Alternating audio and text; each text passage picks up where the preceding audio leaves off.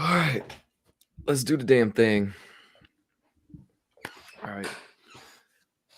What's up? All right, hold on. I'm going to start over. Actually, I just stumbled already.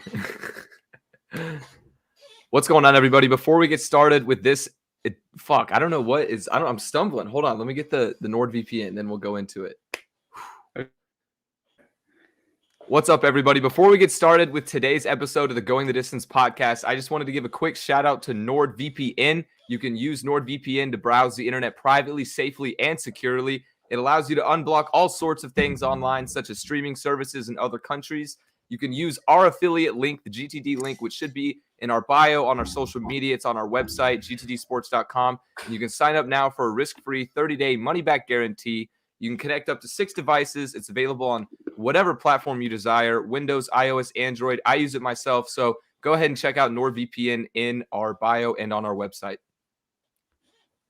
All right, let's do it. We got some people in here already. Usually it takes a few minutes. All right. Welcome back, everybody, to another episode of the Going the Distance podcast. My name is Ryan Bennell, and alongside me is Elijah Span with the perfectly timed cracking open of whatever that drink is, but perfectly timed crisp sound. We're live on Twitch, YouTube, all the platforms for episode 35 of the Going the Distance podcast. It gets crazier and crazier every time we say the episode number because it really just doesn't feel like we've done that many. But alas, we're back for the second week of our twice-a-week format. We're on Tuesdays and Thursdays now rather than Wednesdays. So you can keep up with all that information over on our social media. We are at GTD_sports on most things. But on TikTok, we are at GTDsports.com.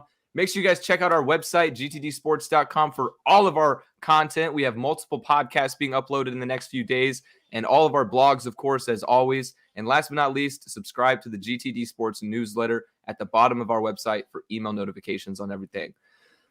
Whew, I feel like I just said GTD Sports a million times, but Donda, GTD. We should remix it, bro, with GTD. No, but it's been now it's no longer been a week. It's been a weekend and since we've last talked. So what's been going on for you? How was your first weekend of college football? Oh, it was I pick a winning bet to save my life. So that really sucked.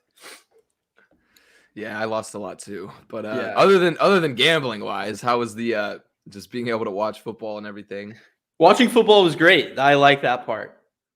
I liked watching football. Thankfully, I didn't watch too many of the games that I had money on, just because I didn't have money on the Bama game or the Clemson. Well, actually, no. I just had money on the total, which was the over, so that was kind of tough. That was really tough. I did too. 13 total points was not what I was expecting, no. or anyone for that matter. But Georgia's defense was really good, and so no defensive touchdowns.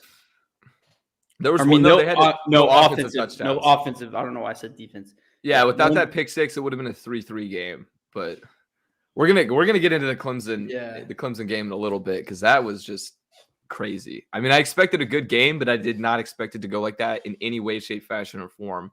I really thought that the defenses would have been exposed, if anything. Yeah, absolutely. I agree. Especially but anyway, it was good though. It was good to see actual football back on the TV. I'm even more excited for NFL. I've always been more of an NFL guy. Why? I love college though. I don't I'm not going to dog on college at all, but NFL is where it's at for me. I've leaned more towards NFL in the last few years just because of the trajectory that college football is on. The committee, the playoff, all the bias and everything. It's not looking pretty. All the blue chip ratios are shifting towards the perennial powerhouses like Bama. So in that aspect, it's just getting a bit less competitive. So in that sense, the NFL, I do like that more. Plus, I mean, you can always have fantasy football in the NFL and all that stuff. So that is a bonus, whereas you can't really do that as much in oh, wait, we got a comment. I got distracted. Never mind. But anyway, college football. What are we talking about? Highlight, low light. All right. Yeah, highlight, low light. Let's go ahead and get into it. So I'll go ahead and start. My highlight of the weekend was simply, we've kind of already talked about it, but college football's back. And now I can drink at games because I'm a grown man. I'm 21 now. I can actually go to the concession stand, buy a beer, and not have to worry about shit. It's a good feeling, you know? My highlight of the week is that NFL's coming back this week, and I'm so excited. There's this wing place that I've been looking at that I've been near, and I'm really looking forward to going there. I haven't been there yet, and I want to go so bad. And so Thursday night, I'm gonna go get pissed drunk watching the Cowboys. I can't wait. I'm gonna down like 15. Oh yeah, because I forgot the Cowboys open the season. Yeah, dude, I'm looking forward to that too. One thing I forgot to mention though, it was really weird. So obviously I went to the TCU game, TCU student over the weekend, and my first ever stadium beer purchase was from my professor. It was so weird. Like I just look up at the concession and I'm like, oh, it was Chip. You know Chip. Yeah. Oh, no shit. It was Chip, and it was cool. I mean, he's a cool guy, but it was just kind of like, I don't know, not what I expected exactly. Chip's the reason for this podcast. Chip is literally the reason this podcast happened, basically, or his class at least. Yeah. But low light of the week, we kind of already touched on it a little bit, but my low light this week was I had the worst gambling weekend in a long, long, long time. I lost like over 10 units this weekend, but we're going to be back next Saturday. We're going to be back. We're going to be stronger than ever, and we're going to make 20 units. We're going to hit a 16, 18 parlay. Not even worried, especially because NFL's back on Sunday. Double the chances to hit some bets, but also double the chances to lose. So we'll see how that goes. What about you? I agree, though. That was probably one of my lowlights, too, is that my gambling weekend was awful. And that also, too, so I finally got my thing back. Because we were talking about this before the episode started. So my Unexpected Value podcast, and I had my dog in a picture of my dog. Still had like my dog's like wiener in there, but I don't want him on that because it's a podcast cover art, and that's, whatever. So I had to like awkwardly tell the artist on Fiverr to like, hey, can you edit out my dog's dick? And dude, but the cover art, Elijah sent it to me. The cover art for that is sick. So it was going to be back in a second, a little bit of technical difficulties. But if y'all, in the next few days, probably in the next week or so, we'll have an official announcement for the new podcast on the GTD Sports Network. But we've mentioned it before. It's going to be called Unexpected Value. It's going to be hosted by Elijah. Really, really excited about the cover art, though, because that just looks sick, dude. I was pleased with it overall. Yeah. It's cool. I did the first episode some last week. I'm looking to do another one. Probably, I was going to do another one, but I'm in town right now, so I'm probably going to do it tomorrow. But yeah, so far it's cool. It's weird not having somebody to bounce off of. It is, yeah, because I started a solo podcast for my job, my personal work, and it is weird. You got to get used to just like, I don't know, you have to find times to like take sips of water and stuff like that, and there's just no natural breaks to kind of, I mean, you don't really think about swallowing, but whenever you do that, you have to think about swallowing. Like, that's weird. It's kind of weird. Yeah. But anyway, well, I took a lot of breaks. I mean, yeah, you can. It doesn't really matter. But anyway, let's go ahead and get into it. Week 1, college football it lived up to all the hype. It was action-packed. A lot went down. We had 7 top 25 teams lose their opening game of the season. We had 3 19-point underdogs win on the same Saturday for the first time in college football history, which that was absolutely absurd. I don't know if you saw any of those games. I didn't get to catch them live, but Northern Illinois beat Georgia Tech. Montana of all teams beat number 20 ranked Washington. And then who was the third one? Oh, Vanderbilt. I could laugh at Vanderbilt all day, but Vanderbilt got absolutely embarrassed 23-3 at home against East Tennessee State. So not the best start to the season for those guys, but we talked about it a little bit already. One team that did have a solid start was Georgia. Not offensively whatsoever, but I really want to talk about this Georgia Clemson game. Did you get to watch most of it or no? Because it was really at the same time as the TCU game. Bits and pieces.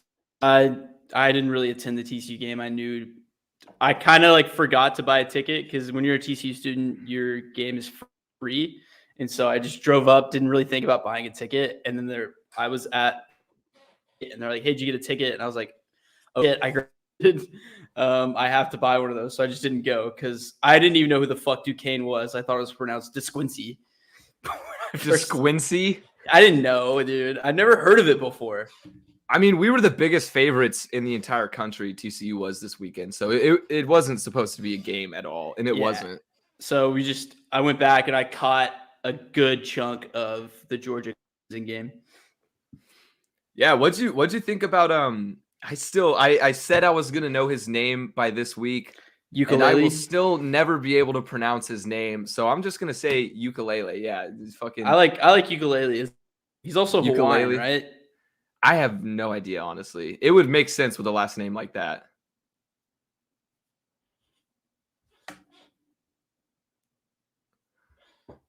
All right, I think we may have just lost Elijah with some internet problems. Bear with us. We'll be back in just a second. I just got a text that said, "Bro, fuck."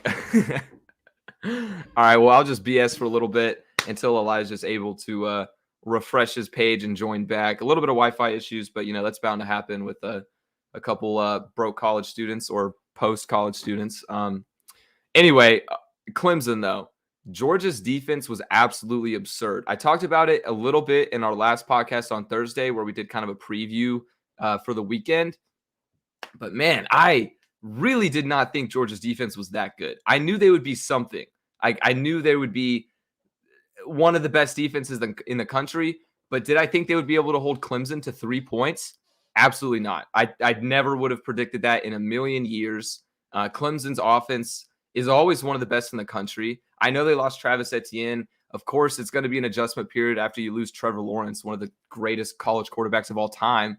But there's no excuse. I mean, dropping 3 points, that's inexcusable. I don't understand how that even happened, really. They just played like dog shit the entire game. This is the first time in the Dabo Swinney era that they have failed to score a touchdown, that's insane. But the only thing is, I know Georgia won the game, and everybody's high on Georgia's defense. Everybody's high on all that, but people should not overlook how bad their offense played.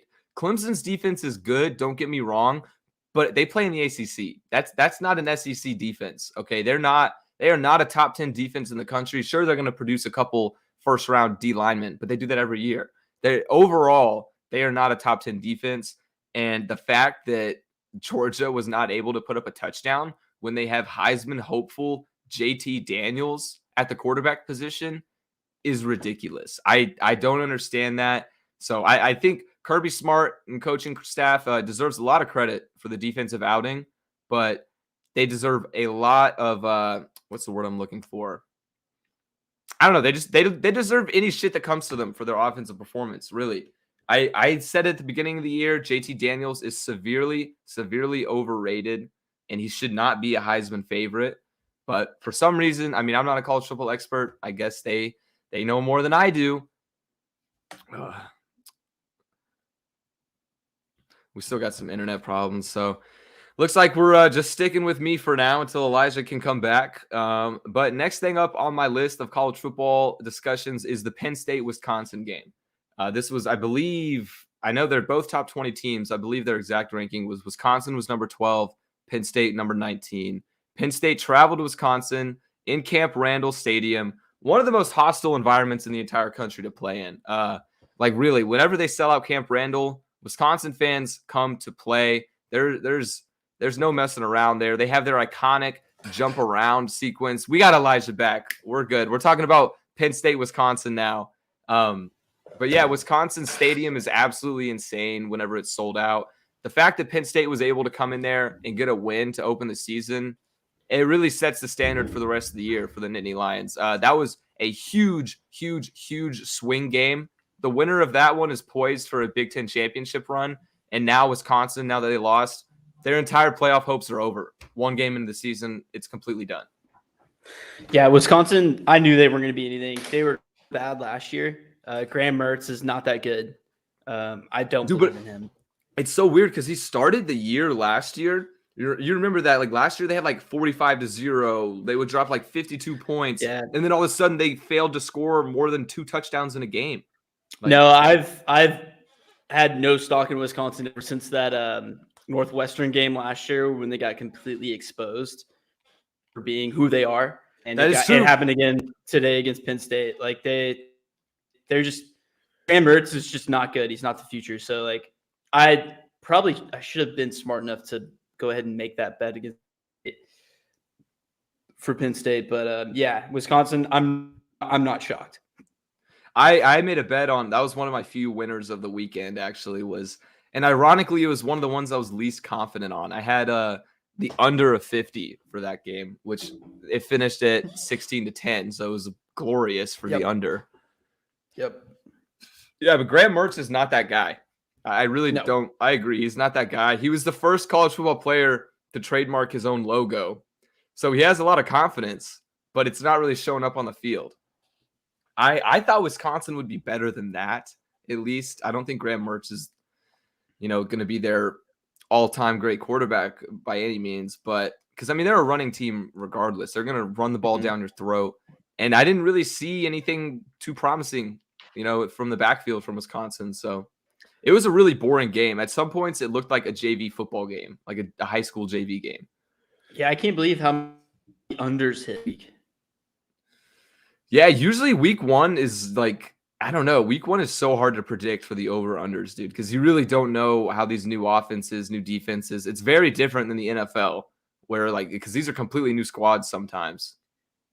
Yeah, it was definitely this week was tough. Week one college football was not great. Hopefully week two will be better for me personally.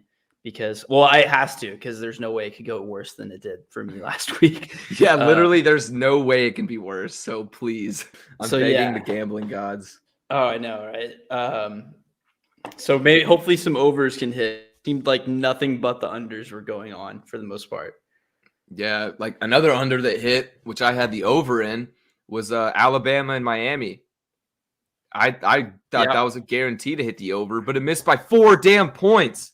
They couldn't have just scored one more touchdown to run up the score. Fuck you, Nick Saban. There's that, and they're also the Miss game last night. It went to 67 points, but it didn't hit the total at 74. Yeah, which is weird because Ole Miss doesn't like to kneel the ball, but they kneeled it. So it's kind of weird. Yep. Dude, 74 is such a high over-under total. It's so high. I just stay away from all of those games that are that high. But no, back to the Alabama game though. How much of that did you get to watch? About a quarter and a half, I'd say, just because game. So there's a lot of festivities going on. But Bama's just again on another planet than anyone else in the country. It's just that defensive line is unreal. Like Derek King's one of the better college quarterbacks right now, and he looked completely lost and miserable. It was. Like, just to remind you, hey, yeah, we're fucking the best again. They were scary. Yeah, no, they were literally scary good. That looked like the way Alabama played against Miami is the way other Power 5 programs played against FCS schools. They literally took it to them like they were a cupcake game. There was absolutely no question. They never struggled to score ever. And I would, if I was the NCAA, I'm canceling the rest of the season and giving Alabama the national championship trophy right now because they're gonna win it. I need to look at the odds, but they're probably super fucked favoring Alabama. But I'm gonna put a fat money on Bama to win the national championship because that's gonna happen. Yep. It's a lock. Bryce Young, first Alabama quarterback to ever throw 4 touchdowns at least in this first start. Dude, he looked really good. He looked good. Really I'm sure that there's probably going to be another 2 first-round wide receivers again this year from Alabama, just because that's how fucking good they are. John Mechie the third, bro. John Mechie the third is next level. He's the next Jalen Waddle. He's like a top 10 pick for sure. Yeah, so they're just the train chug-a-lugging, dude. That's it. That's all they do. Chug-a-lugging. Yeah, for real. Miami was talking all this shit coming into the year, and I hate to admit it because I did say I believe the U is back, and I did before that game. I was pretty confident on Miami, and I will say though, their performance against Bama, you have to take that with a grain of salt because it's fucking Bama. So I feel like they could really go on to perform well in the ACC and make the ACC championship game still. But man, they looked really bad. They looked undisciplined. Their formation, their defense was out of whack a lot of times. And maybe that should be because, Nick Saban and Alabama just drew up the plays perfectly. But I don't know. It was rough. It was rough all around. Yeah. I don't know why, as Miami, you even scheduled that game with Bama. Like, you get rocked in. Like, I know that be dope.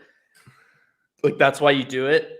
But at the same time, it's like your football team is going to be shook. Like, those guys probably think that they're dog ass for the next couple of weeks before they play someone shitty. Yeah, they're going to be they're going to be completely mentally defeated now. Yeah. Mm-hmm. Yeah, you brought up, I remember the other, last week, I think, you brought up the fact that since the playoffs started, the week 1 games have been a lot more entertaining. So I think the reason they scheduled it is probably because of that strength of schedule. The strength of schedule is just valued so much in today's college football. So if they were to beat Alabama, even if they had a loss the rest of the season, they were probably guaranteed a playoff spot. Probably. I mean, but then again, you have to look at that okay, we think we're maybe a 2-loss team, but let's go ahead and schedule a 2. Now we're probably a 2-loss team, most likely a 3-loss team, if that's what they're gonna do. And now they are probably most likely a 2-loss team, or 3-loss team. I mean, they're probably gonna end up 9-3, which wouldn't be a bad season, but I don't know. After their expectations in the preseason, that's just Miami for you now. They think you think that they're gonna be good, and then they're just meh. Miami is one of those teams. I mean, same thing with Notre Dame. They seem to have that same kind of stigma around them just because they used to be so good back in the past. Well, Notre Dame is good. They're one of the 6 or 8 best schools in the country. It's just that every time they go to the playoffs, they're not better than those 3 main guys, and they get shit stomped every time. I don't know. I'm a big Notre Dame hater. I will call against them every single game. They almost lost to FSU, bro. Yeah, I saw that. That was bad. That was really bad. Actually, I have something to talk about. Actually, did you see? We might as well bring it up now. We're talking about FSU. Brian Kelly, did you see his comments after the game? His execution comments? Oh, yeah, that was bad. Dude, that was – so for those that don't know, Brian Kelly, head coach at Notre Dame, he was asked a completely unrelated question. This had nothing to do with his team's execution. It was just a general question about the game. And he responded, well, I'm a fan of execution. And frankly, our entire team needs to be executed after tonight. What? Where did that come from? I mean, I personally think it's hilarious, and I'm sure the rest of the college football fandom does. But imagine being a Notre Dame player and hearing that, damn, coach, okay. I just probably would adapt to him and be like, hey, that was really funny. You should keep telling jokes like that. And because everyone loves them. Well, in his post-game presser, he was asked about it. After the on-field interview, he went to the media type interviews, and they asked him about it, and he said that he was apparently referring to an old Jim McKay quote. Jim McKay is a legendary coach, and he said, execution, I'm all for it whenever his team. Basically, whenever Jim McKay said it famously, the reporter actually asked him about the team's execution, and his response was, execution? I'm all for it. And I feel like that fits more. That's a little bit funnier. That actually fits more. He brought up execution unprompted. Yeah, that's the weirdest part about it. I think he just came across it a couple days before the game started. He's like, you know what? Definitely say this in my on-field interview if we play like shit. I mean, they didn't, and the media will love it. Play like shit. I mean, yeah, it took off in the media shit. Now we're talking about it. Yeah. But I mean, they didn't play bad. They just had a really bad fourth quarter, which I was actually pretty butthurt because I placed $20 to win 350 while Florida State was down by 18, and they sent it into overtime. And here I am freaking out oh my God, I'm about to hit it. And then iced their own kicker and missed the field goal in overtime. They made a 42-yarder, but called a timeout so that they could review the last play and move it up 5 yards, and he missed a 37-yarder. What the fuck, bro? Oh, I'm getting all angry again, but that was bullshit. Yeah, that's really tough. That's bad beat right there. Florida State deserved to win that game, especially because McKenzie Milton was in there. That would have been a Cinderella story right there. Who's our head coach? Taggart, right? Yeah, I believe so. Willie Taggart used to coach for USF. No, Mike Norvell. Mike Norvell. Oh. Yeah, Mike Norvell. He used to coach for Memphis. Okay. I do remember that now. Yeah, that shit was just, I don't know. Now I'm all heated again.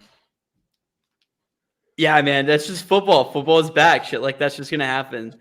All these bad beats, bro. There's gonna be so many bad beats. Dude, another iconic quote though from this weekend. Not Brian Kelly. This was Coach O. Coach O. As he was entering the stadium for the UCLA LSU game, he was confronted by a heckler who was saying, "Hey, Coach Orgeron, we're gonna beat you down." And then he responds by saying, "Hey, come down here. Come down here with your sissy blue shirt." Or no, he said, "Bring your ass on in your sissy blue shirt." And so that sissy blue shirt comment just absolutely blew up after LSU took an 11-point loss to UCLA, which is fucking hilarious. Yeah, Chip Kelly's back. Back. I love Chip Kelly, dude. Yeah, I mean, most people do. He, except for that weird thing that he did with the Eagles. But I mean, like, yeah, he's back. So like, this kind of fucked up the Eagles a bit. Yeah, but I mean, I was kind of okay. But no, this is great. I mean, he's back to running the football, and he's got a really good team on him. I think he has 11. He's starting on defense, 11 seniors. Oh wow. Yep. And then Dorian Thompson, that's his name, right? Dorian Thompson, yeah. He's got a lot of experience at the quarterback position. He's a running guy, so like he's this is going to be a good team this year. UCLA is going to be one of the Pac-12's better chances to get into the playoff. So like hell yeah, Chip Kelly's back. They kind of, which is weird. This team did kind of come out of nowhere. Like last year, they weren't really a force to be reckoned with. But yeah, a lot of experts are pretty high on UCLA this year. Yeah. My favorite part though, or wait, go ahead. They were trending upwards. Like they almost beat an Oregon team that was a lot better than them. They had another couple good games. Like, I mean, they weren't that good, but like they were better than what they had been. And like when Chip Kelly came, like they were in pretty dire straits. Like they were not in a good position whatsoever. This is third now with the team. I think it's his third year. Okay. I could be wrong, but I think I think this is his fourth. Okay. Makes sense. Maybe. I can't, whatever. But UCLA is going to be good this year. So that's going to be cool. LSU, probably not as bad as they are last year because last year was just completely catastrophic. They're way too good of a program to have the year that they did. 5-5 was rough. So like this is going to be a really good win for UCLA.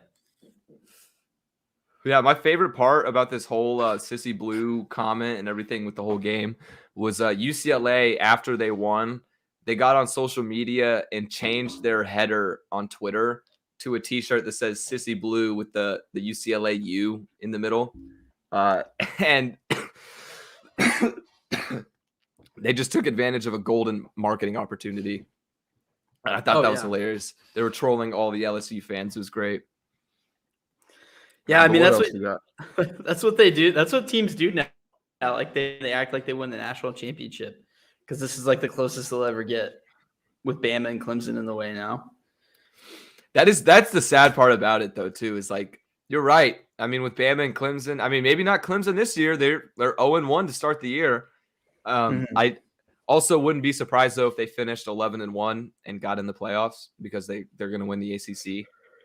So. Clemson's still probably going to be fine. But yeah, that's true. Teams have to celebrate these small victories because sometimes that's the best they're going to get. Yeah, it's as good as good. Like this very like we're talking big about them. We're like reacting doing because they fucking kicked LSU's ass. So like they handled them. They They handled them. handled them. So they deserve to like be happy about it. But like this could honestly be as good as it gets for them all year. Yeah. I doubt any Pac-12 team is going to make the playoff, though, realistically. Pac-12 always gets left out. Yeah. I don't know. I mean, if Clemson continues to struggle, which I mean, I doubt it because the ACC is so top heavy, but like, I don't see a different ACC team getting in. Oh, definitely not. No. The only one you could say is maybe Miami, but I mean, again, based off their performance against Bama, no shot. North Carolina, too. They were predicted to finish second in the ACC, and man, they looked like dog shit against Virginia Tech. Dude, yeah, that was another over that or total that was super low this weekend. I mean, that was what 10-17 was the score. Yeah, 10, and I think the over under was like in the 60s. Yeah, that was. I didn't even think about the over under on that one.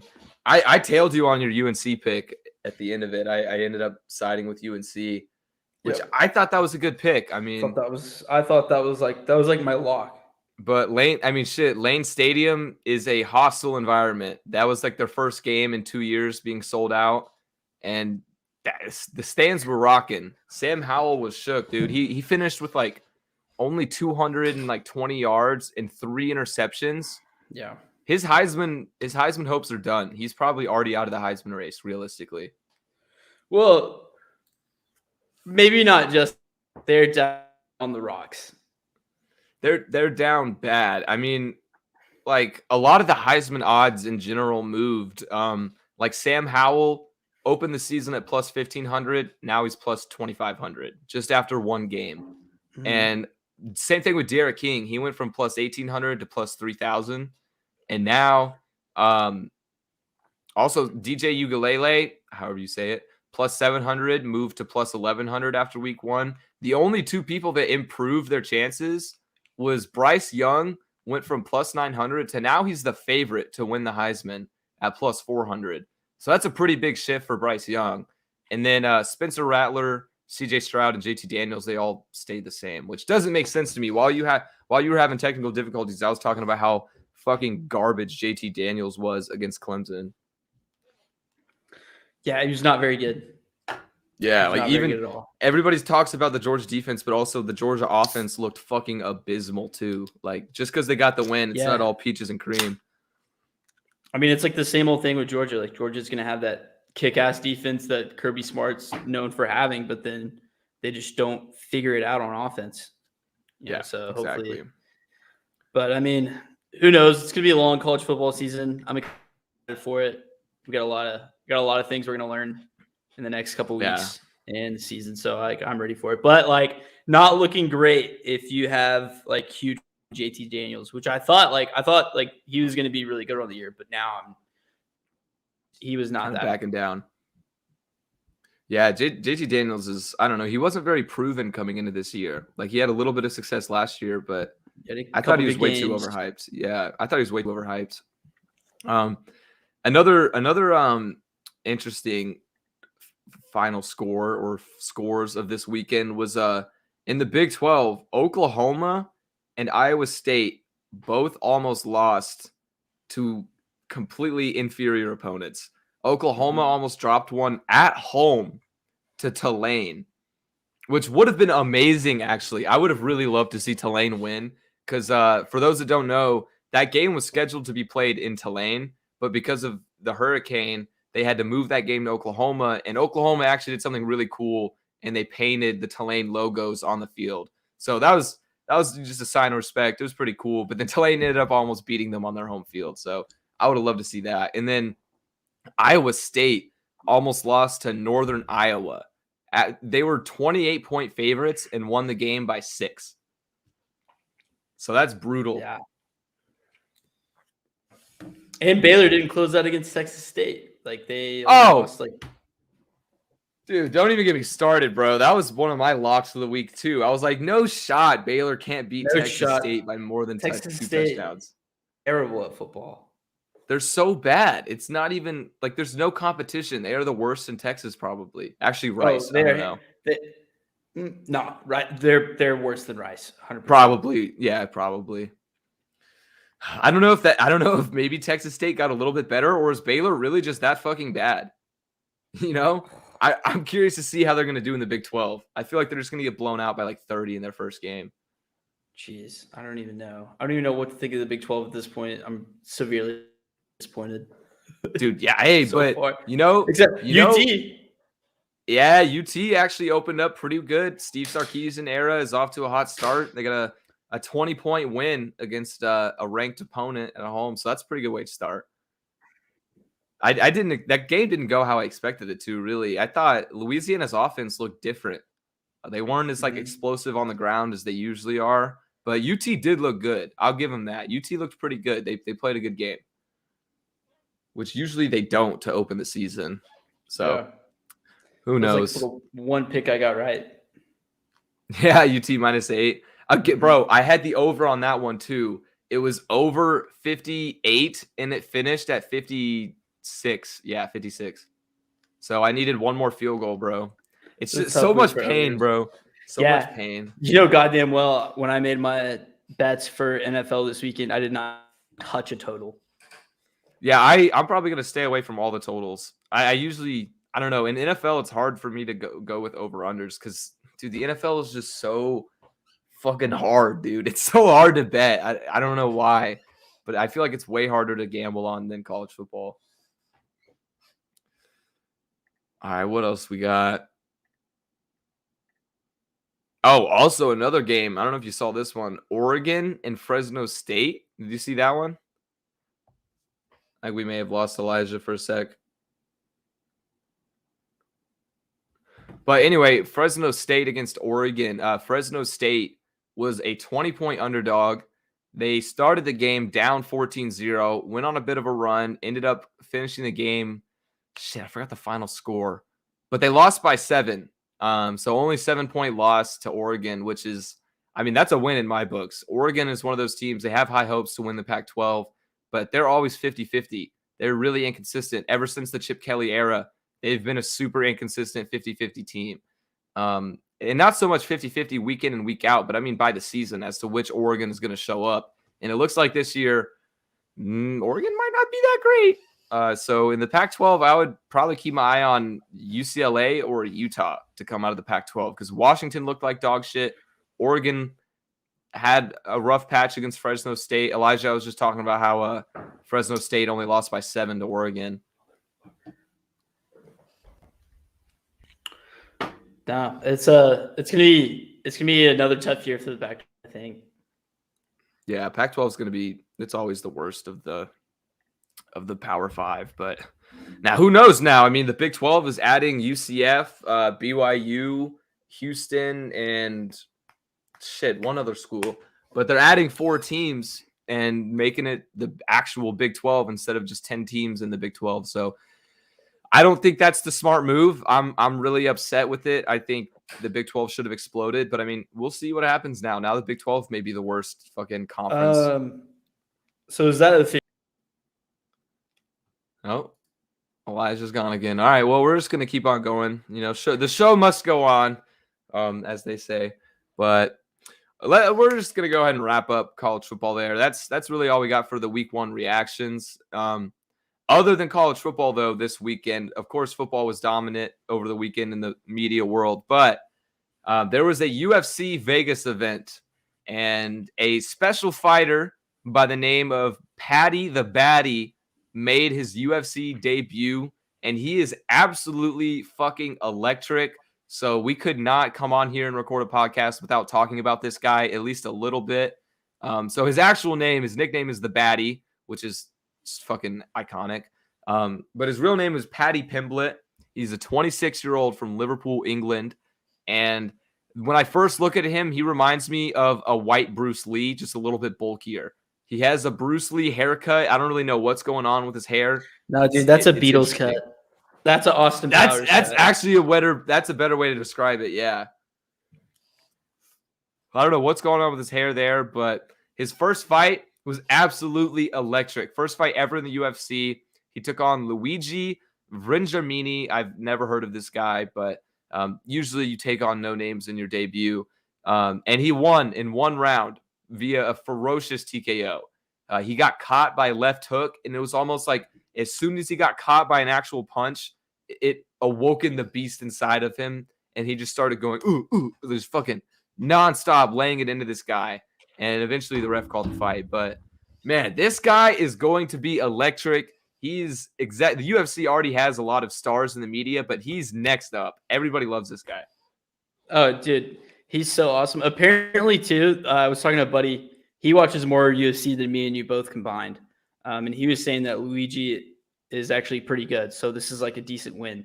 But he was showing me bits of the fighting league that he came before, and it was insane. He gave a couple like standing triangles where he would like literally lift himself up on the dude. Oh, fucking, yeah. like choke him while the guy was standing up. I don't know, because he was like pinned up against the. So this guy's actually more of a wrestler. He's more of a wrestler, more of a ground fighter than he is a striker, is what I was told. And so for him to do that is actually like pretty good. That's why when he knocked him out, that's why he went, there's levels. Like, there's levels. There's levels to it. Yeah, it took me. I remember when we were texting about the Patty shit, you texted me the levels, and it took me a second to get it, but I was like, oh yeah. Yeah. So that's why he said that shit, is because he's more of a ground guy and more of like a submission artist than he is a striker. And the fact that he won his first fight as a striker, that's why he was like freaking out like that.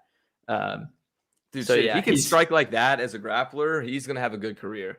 Yeah, oh for sure. I hope so. I hope to see more of him. He's hilarious. Like when they asked him to call out, and he called out Instagram. Dude, yeah, they're like, do you have anybody to call out?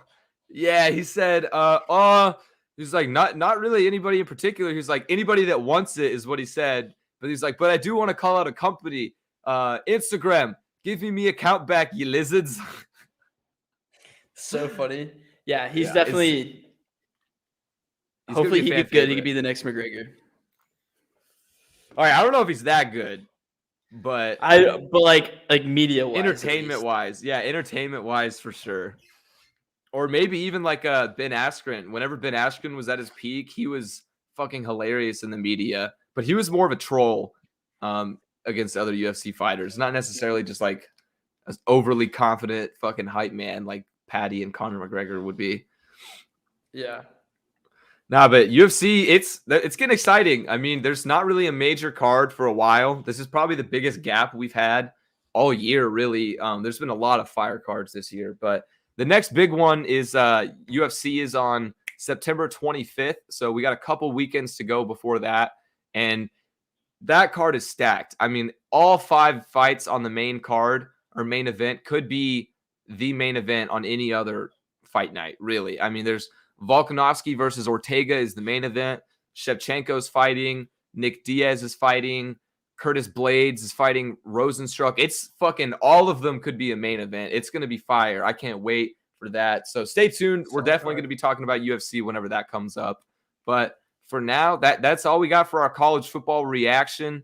And we had to touch on, Patty the Batty a little bit. So we're going to go ahead and wrap up this episode with some Love It or Loathe It, as always. All right. All right, you want to take the first batch or me? I'll take him. All righty. So first things first is Donald Trump will provide commentary on the Evander Holyfield versus Vitor Belfort boxing match. Yeah, I'll just go ahead and say I love it because like what the fuck? What the fuck is random? This? I think this is probably gonna happen a lot where Trump show up in random places because I don't know, it's Trump, and so but this is definitely another piece in a string of events that are just completely weird in the world of sports, like this and the J.R. Smith, and then what happened the other day that we were freaking out about. Remember there was something too. I'd have to pull it up. Anyway, this is nuts. Yeah, it's so weird. He's going to become like the Snoop Dogg of politics, bro. Where like, because Snoop Dogg just appears at everything just randomly. Like, why is Snoop Dogg hosting this? But he does it. So that would be fucking hilarious if Donald Trump becomes that guy. All right. Next up is the Baltimore Ravens sign Le'Veon Bell to their 53-man roster. I love this. I can't believe that. What a fall from grace that this guy had. I actually Yeah. saw a video showing like the number one fantasy producers from 2014, and it was back because it had like Le'Veon, Jamal Charles, AP, and a whole bunch of different guys. It was just like seemed like a lifetime ago who are just completely irrelevant now. But anyway, yeah. Hopefully he can come back and be good because it'd be nice to see like a good Le'Veon Bell again. Yeah, I don't know how much opportunity he'll get, but I do like that move by the Ravens too. All right, so we talked about the FSU game a little bit, but former UCF quarterback McKenzie Milton makes a start in the FSU versus Notre Dame game after 3 years of resting his terrible knee injury. Yeah, I love this. This is like Teddy Bridgewater, Alex Smith-esque comeback right here, except in this in college football. Honestly, even more extreme than their comeback, dude. He almost lost his leg like the day it happened. Yeah, I remember that. I remember when it happened. It was super gruesome. So just the fact that he can come back is like awesome. He's a lefty too, right? Lefty? I don't know for sure. I can't. But yeah, no, I think that's awesome that he's back. Love it. Yeah, dude, seeing him, bro, just seeing him play and like seeing his parents' reaction in the stands, bro, it was making me emotional, dude. I was just like happy for him. All right, and yeah, for sure. Next up on the list, this one's kind of funny. The first ever nude, you've heard of skins versus shirts, but the first ever nude versus clothed soccer match was played in Germany this past weekend. Loathe it. That's pretty European, but yeah, I don't know the context on it, but it's fucking weird. All righty. All right. College football fans are outraged at Applebee's new commercial. I love this because I love the commercial, and college football fans are out of their mind. This is one of the most iconic commercials we've had in a long time. The only reason I hate it is because it's going to get stuck in my head. If you don't know which commercial we're referring to, it's the one where it's like, got me dancing like Applebee's on a date night. Stop. So that one. I hate that. I fucking love it, dude. I think it's hilarious. Grad quarterback Zeb Nolan wins his first start for South Carolina. I love this one.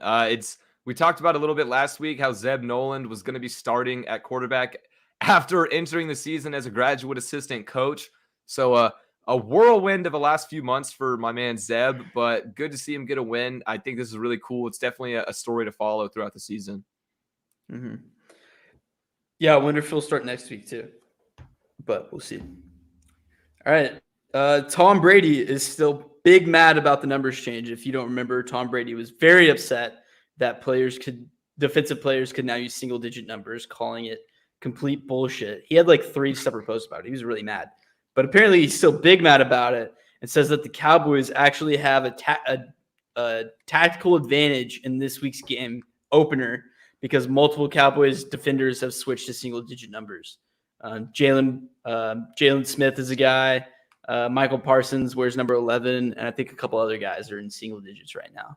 So yeah, I loathe this. I think Tom Brady needs to get over himself. He's being a little bitch about this. There's really, I mean, I get, you're the GOAT. You've been here forever, but things change, bro. Things change. Times change. This is what the players want. This is what the league wants. And I'm sure the fans probably like it too. I mean, there's really no difference. So I think he'll be able to adjust. Yeah, it's cool. I like the players having the freedom. I think it's funny because Brady's just finding another way to give himself be the underdog. He's putting it in his head that that's true actually. And it's just okay, Brady. That's true. He does always find a way to be the underdog.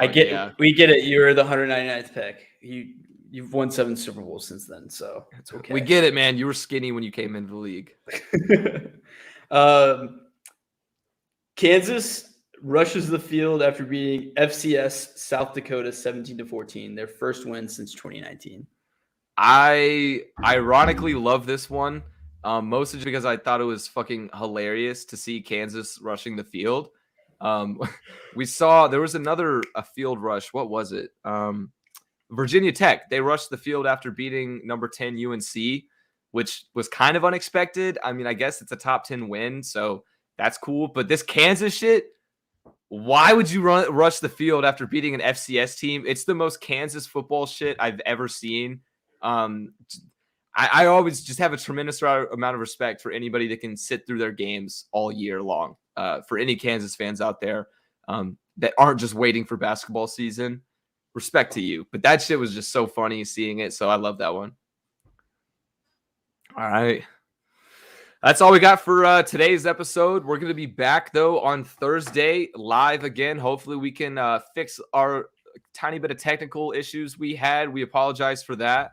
But nonetheless, we'll be back again on Thursday, and we will be probably hitting more so just a heavy NFL preview.